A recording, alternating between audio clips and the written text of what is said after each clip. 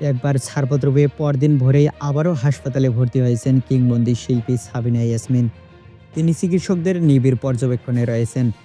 এখনও পুরোপুরি শঙ্কামুক্ত না হলেও তার অবস্থা আগের তুলনায় স্থিতিশীল বলে জানিয়েছেন চিকিৎসকরা। তার পরিবারের তরফে জানানো হয়েছে, শুক্রবার ৩১ জানুয়ারি এক আয়োজনে গান গাইতে গিয়ে মঞ্চে হঠাৎ অসুস্থ হয়ে লুটিয়ে পড়েন সাবিনা ইয়াসমিন। পরপরই তাকে নিয়ে যাওয়া হয় গুলশানের একটি হাসপাতালে। প্রাথমিক চিকিৎসা শেষে তাকে ছেড়েও দেওয়া হয়। শনিবার ভোরে আবারও জ্ঞান হারিয়ে ফেলেন শিল্পী। সঙ্গে সঙ্গেই পরিবারের সদস্যরা তাকে রাজধানীর ধানমন্ডির একটি হাসপাতালে নিয়ে যান।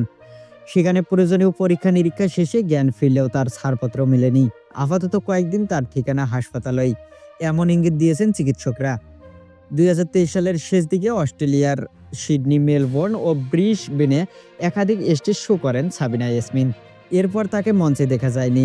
শুক্রবার রাতে বনানীর একটি ৫ তারকা হোটেলে গান গাইতে স্টেজে উঠেছিলেন। হঠাৎ অসুস্থ হয়ে পড়ায় তাকে নিয়ে উদ্বিগ্ন হয়ে পড়েন আয়োজক থেকে শুরু করে উপস্থিত অতিথিরা।